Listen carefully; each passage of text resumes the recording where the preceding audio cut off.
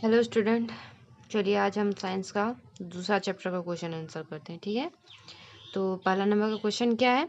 Amoeba अपने कूटपादों का उपयोग निम्न में से किस कार्य के लिए करता है। वह किस कार्य के लिए करता है? भोजन ग्रहण एवं गति करने के लिए करता है। ठीक है, निम्न वाक्यों को ध्यान से पढ़िए।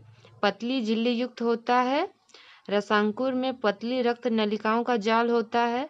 रसांकुर की सतह पर छोटे छिद्र होते हैं जिनसे भोजन आसानी से जा सकता है। रसांकुर अंगुली नुमा संरचना होती है। इन वाक्यों में से उस विकल्प को चुनिए जिनके द्वारा रसांकुर भोजन के अवशोषण में मदद करता है। तो क्या हो जाएगा?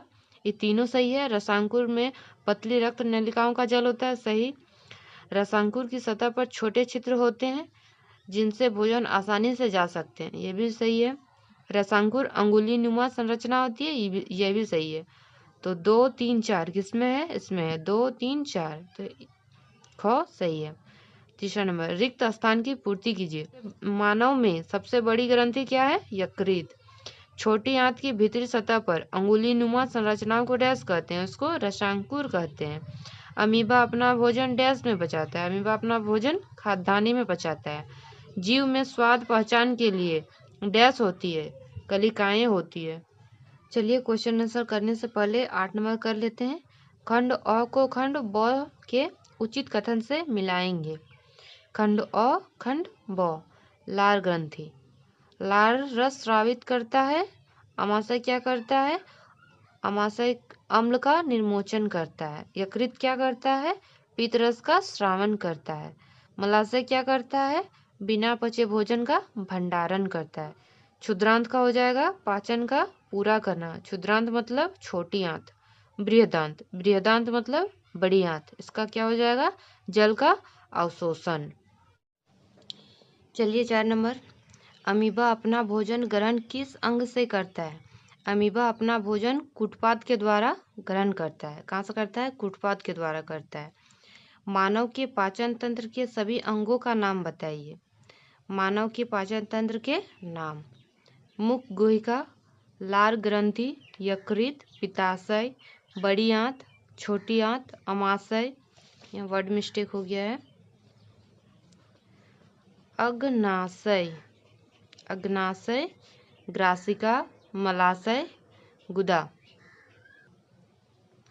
6 नंबर, गाय के अमाशय के पहले कक्ष का नाम बताइए। गाय के अमाशय के पहले कक्ष को रुमेन या प्रथम अमाशय कहते हैं। उसको प्रथम अमाशय या रुमेन भी कहते हैं। ठीक है। 7 नंबर, निम्नलिखित खाद्य घटक के पाचन के उपरांत परिवर्तित उत्पाद के नाम बताइए। कार्बोहाइड्रेट कार्बोहाइड्रेट पाचन के उपरांत किसमें परिवर्तित हो जाती है? ग्लूकोज में। वसा वश्य अम्ल में। प्रोटीन अमीनो अम्ल में। 9 नंबर, मनुष्य के दांत के प्रकार एवं उनके कार्य लिखिए। मनुष्य के दांत 4 प्रकार के होते हैं: कृंतक, रदनक, अग्रच्वर्णक, च्वर्णक। अब उनके कार्य, दांतों के कार्य। पहला नंबर, कृंतक भोजन को पकड़ने तथा काटने का कार्य करती है। रदनक भोजन को चीरने एवं फाड़ने का कार्य करती है। और अग्रच्वर्णक भोजन को चबाने एवं पीसने का कार्य करती है। और च्वर्णक क्या करती है? भोजन को चबाने एवं कुचलने का कार्य करती है।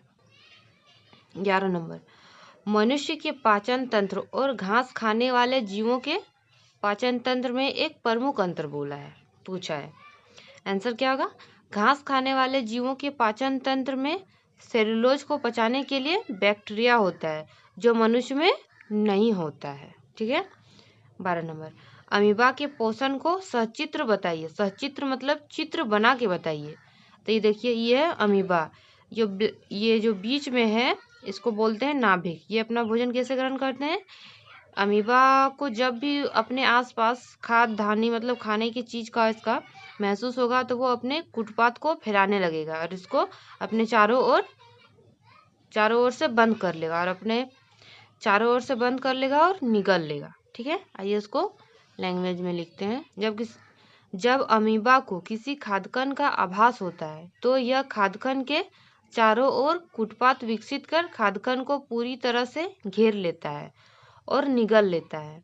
खाद्यकण उसकी खाद्यान्नी में फंस जाते हैं। देखिए, खाद्यकण उसकी खाद्यान्नी में फंस जाते हैं। खाद्यान्नी में ही पाचन रस स्रावित होता है और खाद्यकण पर क्रिया करके उन्हें सरल पदार्थों में बदल देती है।